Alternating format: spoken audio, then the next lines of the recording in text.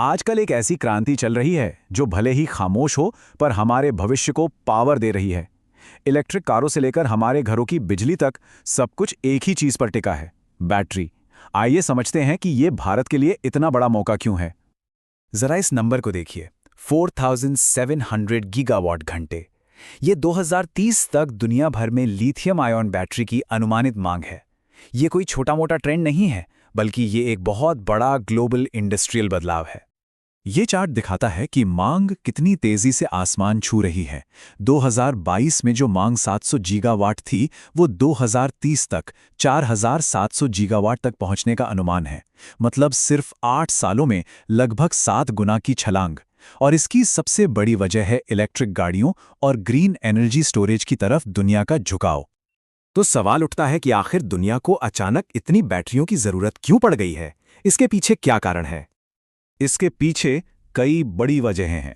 एक तरफ दुनिया भर की सरकारें क्लीन एनर्जी को लेकर नए नए नियम ला रही हैं, जैसे अमेरिका का इन्फ्लेशन रिडक्शन एक्ट।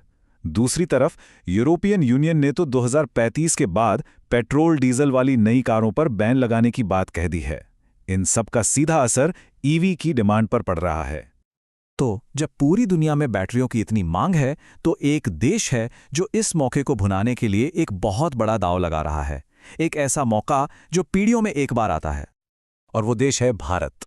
चलिए अब इस पर फोकस करते हैं कि भारत इस नए इंडस्ट्रियल दौर में एक बड़ा खिलाड़ी बनने के लिए खुद को कैसे तैयार कर रहा है। देखिए, भारत की अपनी ज़रूरतें भी कुछ कम नहीं हैं। अनुमान है कि 2030 तक भारत की घरेलू बैटरी मांग 160 GVH तक पहुंच जाएगी। और ज़रा इसकी ग्रोथ रेट देखिए, 40% की सालाना चक्रवृद्धि दर। ये वाकई अविश्वसनीय है। अब ये सब सिर्फ हवा में नहीं हो रहा है, इसके पीछे एक ठोस सरकारी प्लान है, जिसे हम PLI यानी प्रोडक्शन लिंक्ड इंसेंटिव स्कीम के नाम से जानते हैं। इसका मकसद है भारत में ही एक आत्मनिर्भर बैटरी इकोसिस्टम तैयार करना। और जमीन पर भी काम शुरू हो चुका है। रिलायंस, टाटा, ओला जैसे बड़े बड़े नाम पूरे भारत में विशाल गीगा फैक्ट्रीज लगा रहे हैं, जिससे ये प्लान अब हकीकत बनता दिख रहा है। ठीक है, फैक्ट्रियां बन रही हैं, सरकार भी सपोर्ट कर रही है, लेकिन कभी सोचा है कि इन लाखों करोड़ों बैटरियों के अंदर असल में होता क्या है? चलिए अब कहानी को बाहर से अंदर की तरफ ले जाते हैं। इस हिस्से में हम इस पूरी क्रांति के दिल में जो टेक्नोलॉजी है, उसे एकदम आसान भाषा में समझेंगे। किसी भी लिथियम आयन सेल में असल में 4 जरूरी चीजें होती हैं। कैथोड और एनोड जो एनर्जी स्टोर करते हैं, सेपरेटर जो इन दोनों को अलग रखता है, और इलेक्ट्रोलाइट। इसे आप एनर्जी के लिए एक सुपर हाईवे समझ सकते हैं, जिस पर आयन्स इधर से उधर जाते हैं। और अगर हम लागत की बात करें, तो जैसा कि यहां दिख रहा है, सबसे बड़ा हिस्सा करीब 35% कैथोड मटेरियल का है। मतलब साफ है, अगर बैटरी को सस्ता और बेहतर बनाना है तो असली इनोवेशन इसी कैथोड में होना है। और यहीं पर एंट्री होती है LFP यानी लिथियम आयरन फॉस्फेट केमिस्ट्री की। ये एक तरह से गेम चेंजर है। क्यों? क्योंकि ये सस्ता है, ज्यादा सुरक्षित है और इसमें कोबाल्ट जैसा विवादित मटेरियल भी इस्तेमाल नहीं होता। यही वजह है कि टेस्ला और BYD जैसी बड़ी कंपनियां अपनी मास मार्केट गाड़ियों के लिए इसे अपना रहे हैं। तो अब जब हम ये समझ गए हैं कि बैटरी के अंदर का खेल क्या है, तो सवाल ये उठता है कि वो कौन सी भारतीय कंपनियां हैं जो इन जरूरी कंपोनेंट्स को बनाने के लिए मैदान में उतर रही हैं। आइए अब मिलते हैं भारत के कुछ ऐसे ही बैटरी मेकर से जो इस इंडस्ट्रियल ट्रांसफॉर्मेशन का चेहरा बन रहे हैं। इस लिस्ट में पहला नाम है नियोजीन केमिकल्स का। ये कंपनी बैटरी के एक बहुत ही अहम हिस्से पर फोकस कर रही है। नियोजन की स्ट्रैटेजी बहुत ही फोकस्ड है। वे इलेक्ट्रोलाइट्स बनाने पर ध्यान दे रहे हैं और इसके लिए उन्होंने जापान के टेक्नोलॉजी लीडर्स के साथ हाथ मिलाया है, ताकि उन्हें टेक्नोलॉजी में बढ़त मिले और प्रोडक्ट अप्रूवल भी जल्दी हो जाए। अब बात करते हैं गुजरात फ्लोरोकेमिकल्स की। ये एक और बड़ा खिलाड़ी है, लेकिन इनकी स्ट्रैटेजी थोड़ी अलग और ज्यादा इंटीग्रेटेड है।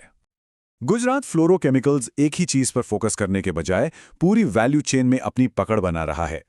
वे LFP कैथोड से लेकर बाइंडर्स और इलेक्ट्रोलाइट्स तक बैटरी के कई जरूरी हिस्से बना रहे हैं। एक तरह से वे पूरी सप्लाई चेन में एक मजबूत भूमिका निभाना चाहते हैं। आखिर में हमें इस पूरी कोशिश को इसके सही संदर्भ में देखना होगा, और वो संदर्भ है चीन के साथ एक हाई स्टेक्स रेस। ये आंकड़े खुद कहानी बयां करते हैं। आज के समय में बैटरी सप्लाई चेन पर पूरी तरह से चीन का दबदबा है। चाहे कैथोड हो, जिसका 70% प्रोडक्शन चीन में होता है, या एनोड, जिसका 85% हिस्सा चीन कंट्रोल करता है, हर जगह चीन ही आगे है। तो जाहिर है रास्ता आसान नहीं है, मौका बहुत बड़ा है, लेकिन सफलता की कोई गारंटी नहीं है। चीन की कंपनियों से कड़ा मुकाबला है। लिथियम जैसे कच्चे माल की सप्लाई एक बड़ी चिंता है, और इन बड़ी बड़ी फैक्ट्रियों के समय पर शुरू होने में देरी का भी एक रिस्क है। तो भारत सरकार की नीतियों, इंडस्ट्री के भारी निवेश और टेक्नोलॉजी पार्टनरशिप के साथ एक बहुत बड़ा दांव खेल रहा है। लेकिन चीन के दबदबे और वैश्विक अनिश्चितताओं को देखते हुए असली सवाल यही है, क्या ये महत्वाकांक्षी सपना हकीकत में बदलेगा? क्या अगली बैटरी क्रांति मेड इन इंडिया होगी?